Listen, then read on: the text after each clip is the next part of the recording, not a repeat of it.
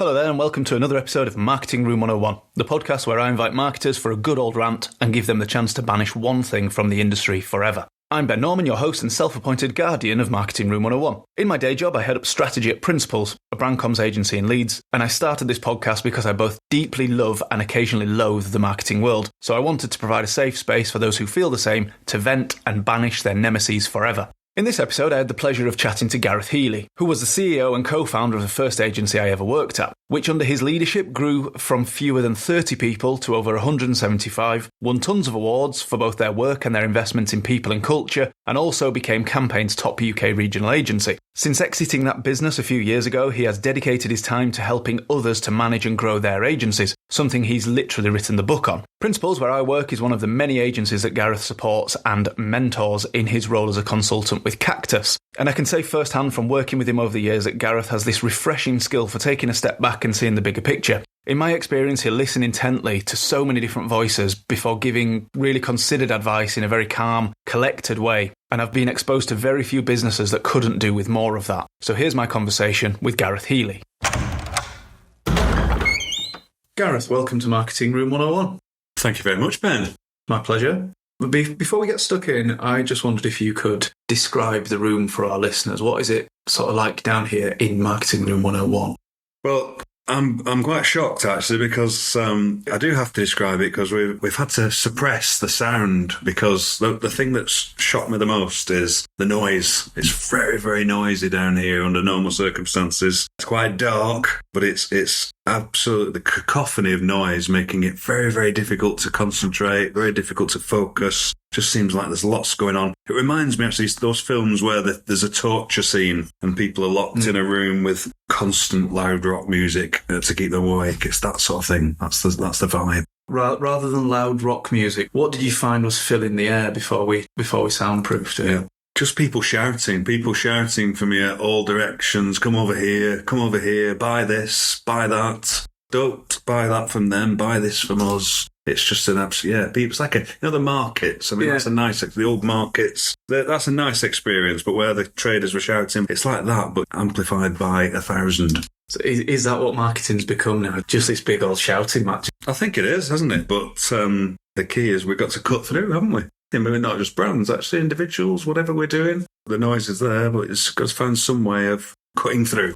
When we first met, you were the CEO of the first agency I ever worked for. I was an account executive in my first ever job. It sort of feels a bit funny to acknowledge because if I recall rightly, I was a bit afraid to talk to you and your co-founder. You were the big bosses. I was the spotty-faced kid coming in for my first day. But you actually grew that business from about 30 people in the late 90s when you took over with your co-owner to growing the business to almost 200 people before you left in, was it 2015, 2016? 2017, actually. 2017. Yeah. Over that 18 or so years, you'd become a retail powerhouse, a creative powerhouse in the north. You worked with clients like Asda, Greggs, Coral, Ladbrokes, Halfords. They're the ones that I remember from when I worked there. I'm sure there were plenty more over the time. I guess rather than telling me the story of how you grew that business, what I'm really interested in, or what I'd like to ask you is how did you feel on that first morning when you woke up and you were no longer the CEO of that business that had been such an important part of your life for almost 20 years? Well, that is a really interesting question. That's not often something that I'm asked, but an important one. I mean, I guess, thinking back, what was it like? It was a big relief, actually, in so much as I exited my business partner bought me out. And that was a very amicable. We managed that situation between us, I think, very, very well because we hadn't fallen out. So it wasn't a big drama, but that partnership had sort of reached a point, where we needed to do something different, each of us. So he bought me out. So it was a relief. But in terms of that, it was a difficult situation. It was amicable and we managed it well, but it was still a difficult thing to do and an unusual thing to do, to sell, your shares in a business. So relief that the deal had been done, I guess. Relief that both of us were not comfortable and not happy in what we were doing at that time. Like I said, so relief that was now over and a new chapter could begin. So overall relief, but not in a sort of huge sense of thank God that I've moved on from that, but just thank God the sort of situation has been resolved and we can move on.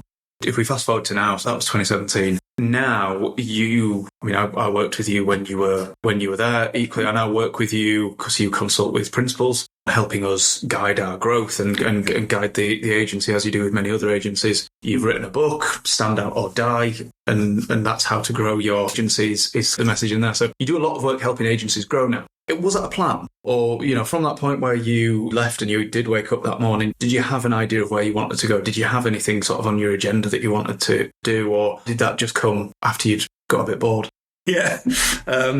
Was it a plan? No, it wasn't a plan. When I left my agency after, not just because I exited the business, but because I'd worked in agencies by that time for many, many years, I thought that was it for me. I thought I would go on to do something else. I also thought at that time, maybe that first morning as now non-CEO, I would be waking up and looking out from my yacht in Monaco, which I wasn't, just for the record. I was comfortable and in a reasonable position, but didn't achieve that, but nevertheless achieved a lot. But did I expect to be still working in agencies now, or working in the agency sector to some degree now, which is 7 years later? Absolutely not. Thought I'd be doing something else. It was only after sort of 6 months post, my exit that I started to think and realise that, I had a lot of agency experience, still had a lot of passion and for the industry. I had done my time working directly with client brands, which I'd spent a lot of my career doing, but I was an account manager by trade. That's how I started out. So I still had a passion and an interest in having clients and a desire to work with clients and help support service clients. But it was only after a few months that I realised actually maybe I could turn my talents a slightly different way in the industry to being somebody that works with agencies as a non-exec and an advisor, not running agencies, but helping agencies grow, run better businesses. That's what I do now. And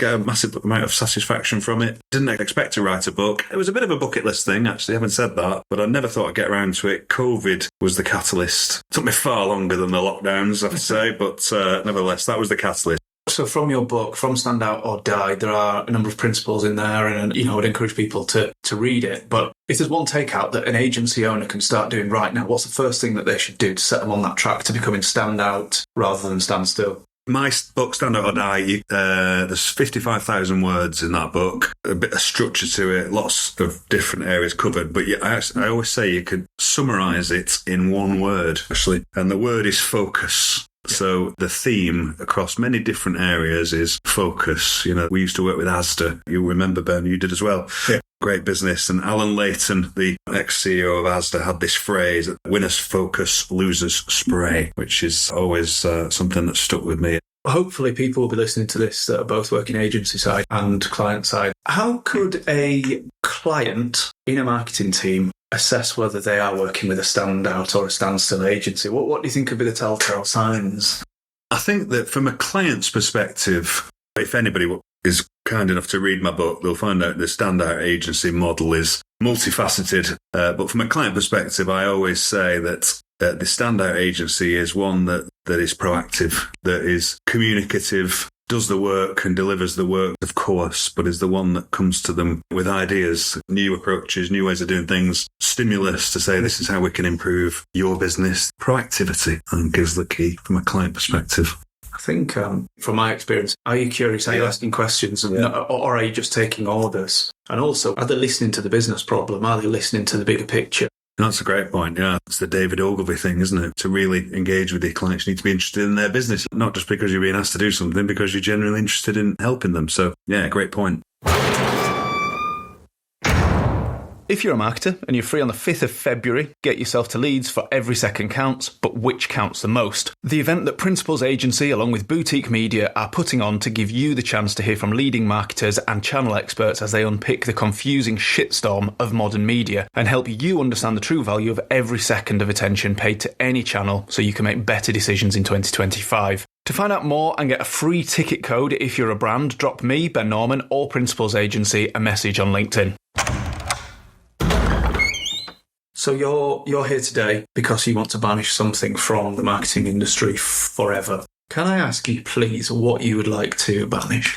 Well, I'd like to banish the agency pitch process. Okay, you have my ear. Probably an obvious one to many people, but the practice of agencies pitching to clients for work in a competitive environment. But I am a realist, if nothing else, and I realise that perhaps that's unlikely to happen.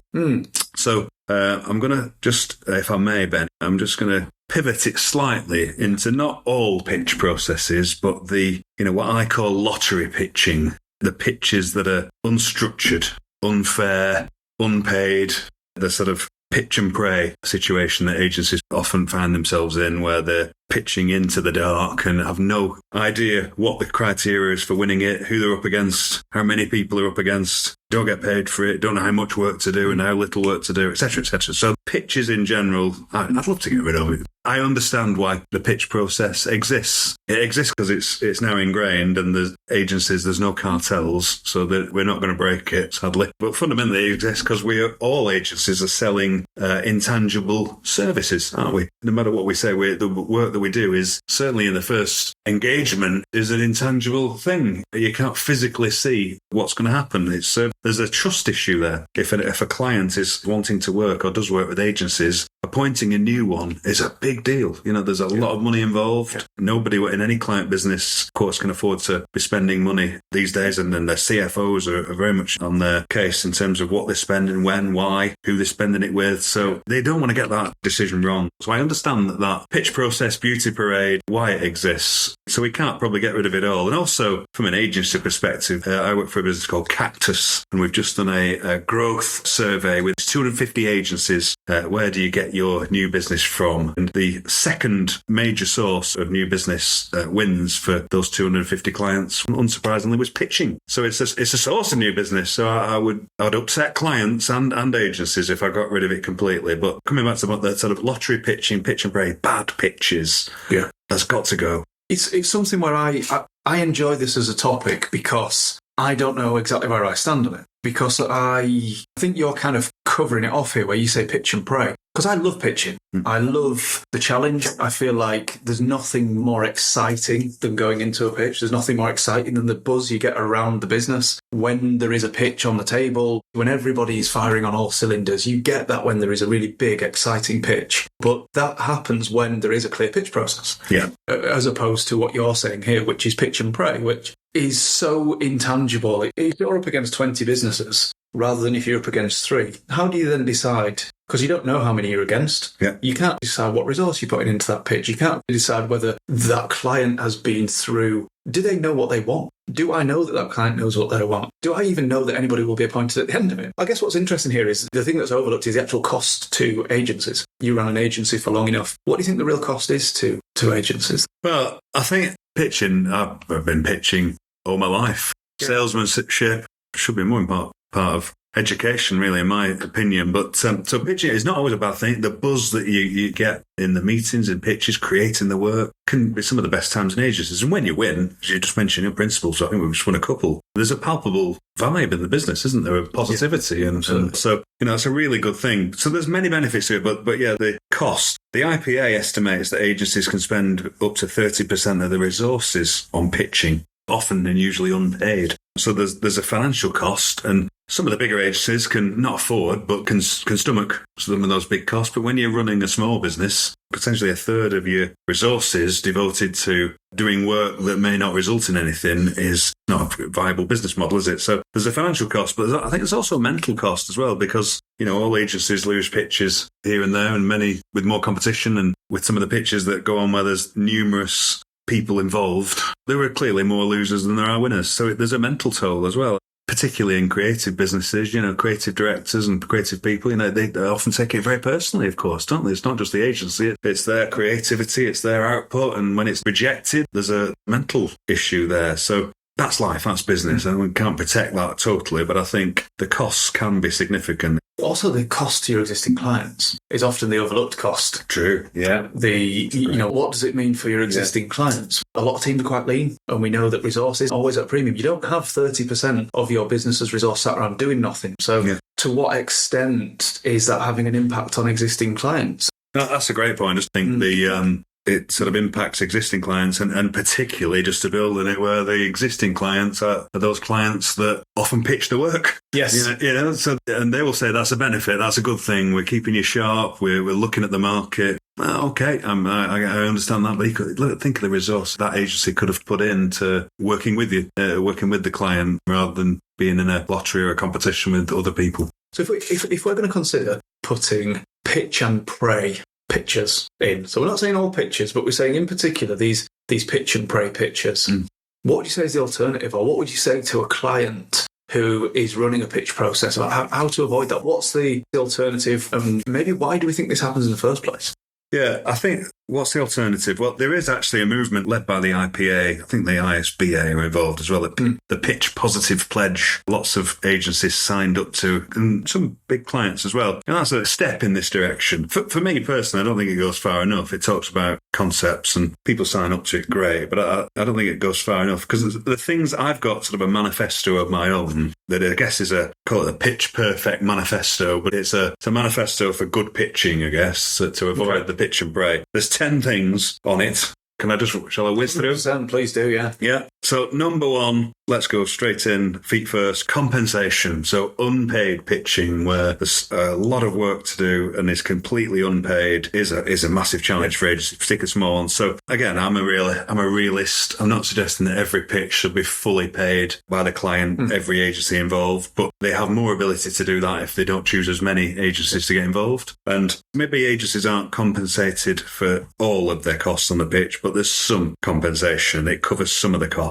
So if I can say on that, I've experienced that twice in my career, where out of however many pitches that I've been involved in, and both of those pitches, they didn't make us any money. We didn't make profit on them. Like you say, it's covering costs. It's almost a token gesture, but they were the best, most thought through pitches I've ever worked on. And they clearly restricted the number of people that they invited in to do it. That's so throw it on to everybody, because we're paying a few people to do some work for us. So I'm not saying that it's appropriate for all businesses to find a lot of money to then put on a pitch process when budgets are tight a lot of the time. But if you can find some form of compensation for a pitch, you will often find, therefore, the brief that you get on the back of that is much more considered. So I think 100%, I'd love to see that more often. The biggest thing on this sort of thing for me is that lack of respect. Even a notional amount shows a degree of respect from the client, doesn't it? So that's number one. Number two is limit the number of agencies. My heart drops every time I talk to an agency and they talk to me about we're in a pitch and there's 10 other agencies. I talked earlier about the value in a pitch, generating the trust and being able to see and talk to people, and there is some of that, but narrow it down, please.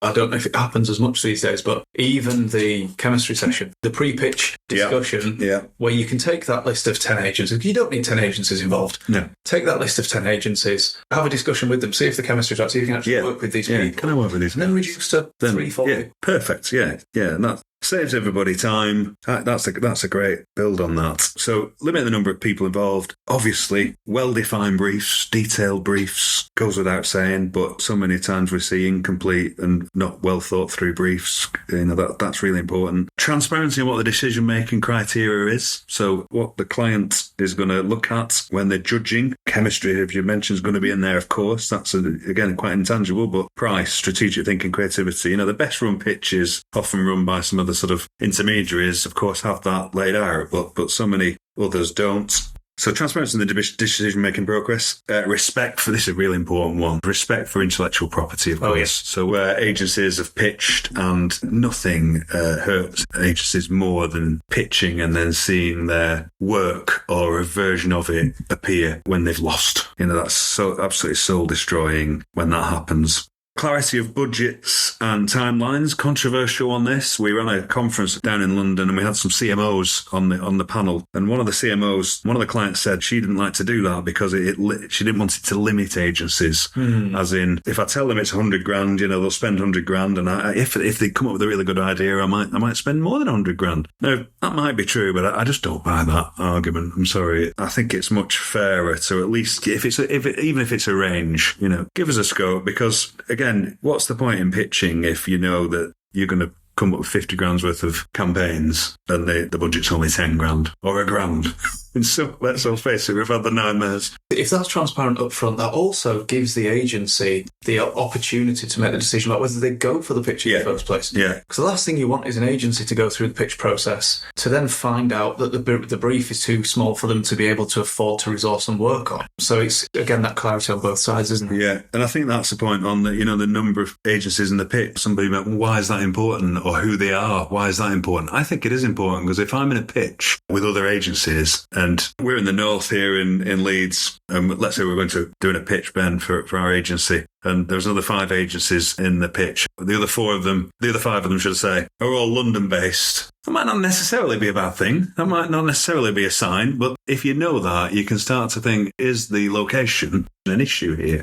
Our 5 of the pitch agencies, 4-man bands or 4-woman bands, and 1 of them or 2 of them are publicists and ogilvies. I'm probably exaggerating to make a point, but if you hang on a minute, there's something wrong here. Somebody's either not clear on what they're looking for, or somebody's misconstrued what we do and what size we are, or whatever. And then number 7 is honest feedback when you lose. Sort of stopping this, we come a close second mentality. Some of the agencies say we're always just miss out on the pitches. We're always come a close second. It's funny how often you come close second, and it's very rarely you come. Oh, actually, you were firmly fourth. Yeah, you were miles off. And it's just bullshit. People don't want to tell you the truth. They just want to get you off the phone or drop you an email and placate you. But I actually, as much as it hurts at the time, I actually think genuinely that most agency owners I know would much rather know that they were completely off the pace, that they were double the cost, that the chemistry didn't work. That's the value if you've lost the pitch, because you can learn, understand, you can change your approach for the next one. And then pitching for long-term partnerships, not short-term briefs, is always something, of course, just is one. They want the long-term, but I think let's pitch when it's a long-term relationship, when it's a big campaign, a big investment. But again, frustrates me more when you see these clients pitching for a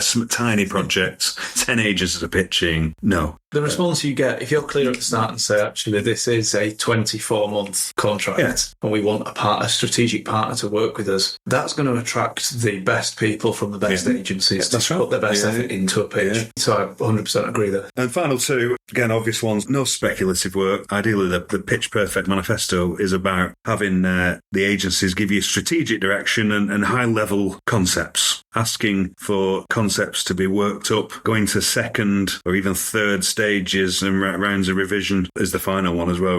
Let's limit what agencies need to do to help them to limit the cost and the investment and resource they need to put into it. And final one, ethical pitching. If I could pitch to clients on here, be fair to your agencies, give them the respect they deserve. Give them the feedback, treat agencies well, whether you're going to work with them or not. Don't ask them to do 3-stage pitching where work's involved and they're just throwing good money after bad because the winner's already pretty clear. So that's my 10 points. I think there's so much both agencies and clients can learn from there. And this is not just agency people saying we want better pitches. It's a mutually beneficial thing. Yeah. You will get a better response and you will get a more robust proposal from an agency. If you follow these steps, you will get a better partner at the end of it. Yeah. Equally, the agency will be able to spend more time focusing on the actual work that they're doing for clients and do better work if we could all go through this sort of process. You've just summarised it really well there, Ben. I think, following the principles there of that manifesto, it's going to get the clients better results as well. And you're absolutely right. The agency's prepared to jump through hoops, pitch for anything, throw a credible amount of money at these pitches. They're not the agencies in demand, are they, at the end of the day? They're agencies that are desperate for work. Yeah. And therefore, that it's not in the client's interest to pursue that. It's in the client's interest to get the best people to pitch, but to find 3 or 4 of the most appropriate agencies, give them all the best chance of getting their best work across and making a choice from there. So you have convinced me with what I'm going to describe as an ironic pitch to end pitching. So your pitch to end pitching, I agree with it if we define it as the pitch and pray. So we're going to put pitch and pray pitching into Marketing Room 101. We're going to advocate for the Pitch Perfect Manifesto. Let's think about this process so that we can get a mutually better outcome for both clients and agencies. So that's done. That's bad. I'm delighted, by the way.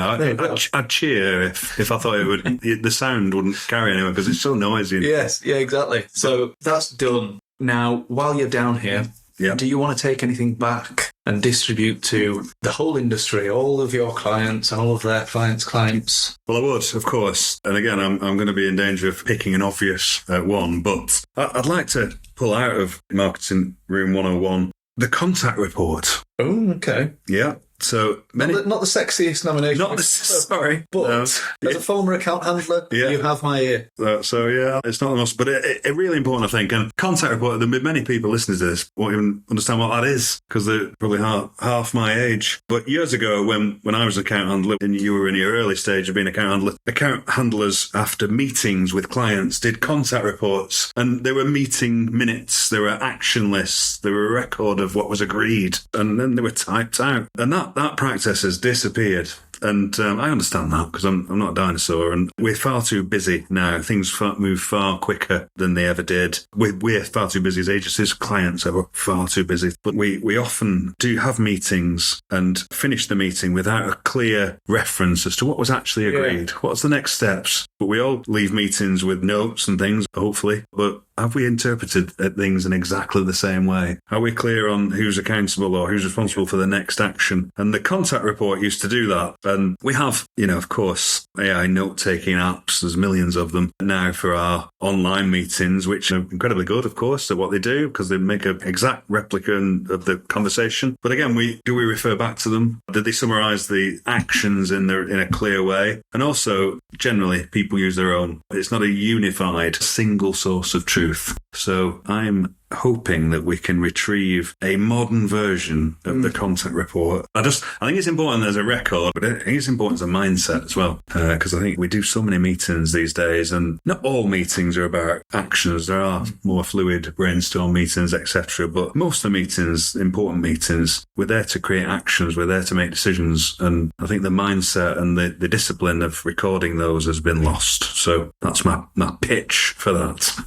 I've spent most of my career so far in client services, and I think the contact report feels like an example of a wider issue. I think that we see a trend amongst a number of agencies away from believing in the value of client service. And I often find myself describing to people or trying to really advocate for the power of client service. It should be the heartbeat of the agency. It should be the sort of hub in the middle. It's these conversations that we have about principles all the time is let's make sure that we have our other teams, our specialists, but we're freeing them of the need to deal with clients, the creative people, strategic people. Those people are really specialists in what they do. If you then say to those people, we're all going to start dealing with clients so we can reduce our prices because it's so competitive out there, that's completely overlooking what value a client services person can bring to an account. Arguably, it is one of the most important, potentially the most important role in an agency. They're growing the clients. They're making sure that client has been listened to. And I think it goes down to little things like a contact report. Yeah, absolutely. As we say, we're both ex-account handlers and we are biased, but I understand that we need to run lean operations. Of course we do, but I still believe in the value of an account handling function. Communication, relationship building, facilitating is a valuable thing. And for the agency, it is about developing the business, of course, as well. But the benefits to the client in terms of good communication that the account handler can bring, one cornerstone of that used to be the contact report or a list of actions. Clients are busy. We often in agencies get frustrated with clients, but having been, exposed to many of them over the years, I know how difficult their role is. They're in back-to-back meetings talking about a variety of subjects, not just about what their core function is. Days fly by, they're extremely stressful and high-pressure jobs. But having that communication, the account manager, if they, after every meeting, summarise just in a very succinct way what the actions were as a record, then I'm sure that would be valuable to the client. 100%. It goes back to what you were saying earlier, where you said, as much as it's a tangible thing, it's a mindset, both internally that says, we've defined our actions, we know what we're doing, but the message that sends to a client, I'd be interested to hear from any clients about whether that is important to you or not, but the way I've always seen it is being on the front foot in that respect, sending a contact report, listening to a client when they said, I'm going to come back to you on this date. It shows that you've listened and just sends that message that says, don't worry, we've got this. We've got this, yeah. And also gives the client the opportunity to glance at something, hopefully quite succinct, and say, yeah, that's it, that was actually, no, they've missed a bit. I also asked for or wanted them to do X, and nobody seems to have caught that, or maybe I didn't communicate that clearly enough. So I'll make sure that that's added onto the list so that next time we meet, we've covered off everything I needed. Okay, that feels like a perfect place, and it feels like we've covered a lot of ground there, and I think we've solved a lot of problems, or I'm hoping we have. To sort of summarise this, I'm going to accept in Marketing Room 101 the pitch and pray process. Yes. That is now in here, and that will be in here forever. Yeah, good. You're going to take contact reports, but also I'm going to describe it as good, attentive client service. Yes. Nice. And you're going to take that back and distribute it to every agency. Let's spread the word. How do you feel? I think that's a result. I think our work here is done. I think so. Gareth, how can people get hold of you if they want to contact you, if they want to speak to you about Cactus? Yes, I'm on LinkedIn, of course, as Gareth Healey, Healey. That's the best place there. Link in, follow, message me. It'd be great to speak to anybody about this subject or anything to do with agencies, really. And if not, they can probably track you down at a Man City game. They certainly can. Yeah, definitely. But don't let that put anybody off if they support an opposing team. Beyond Saturday and Sunday afternoons, it's all good. I think you've followed Man City since before they were cool. Yeah, well, that's right. Yeah. Everybody says that, but I've got the grey hair or the no hair to prove that probably is feasible. Okay, Gareth, thank you very much. Thanks, Ben. So that was my conversation in Marketing Room 101 with Gareth Healey. If you enjoyed it, could you please leave a review wherever you listen to your podcasts? It's apparently really important for helping more people discover this show. So think of it this way. Every one person introduced to this podcast could mean one fewer person listening to dodgy health advice from Stephen Bartlett. And of course, if you've really enjoyed it, please share it with loved ones and strangers on your preferred social medium. This podcast is not sponsored by Principals Agency. If it was, it probably wouldn't sound like it was being produced on Windows 98, but as it's where I work and they give me and everybody else a free day off every week, which I spend doing this, I feel obliged to give it a plug. At Principals, we're obsessed with the word unforgettable, meaning we help everyday brands come to mind quicker and stay there longer. We do this using a set of principles the team and I developed. This means making brands distinctive, entertaining, visible, and consistent. If you'd like to chat about how we can help you or learn more about the principles of unforgettable brands, just pop me, Ben Norman, or Principals Agency a message on LinkedIn, or head to principalsagency.co.uk.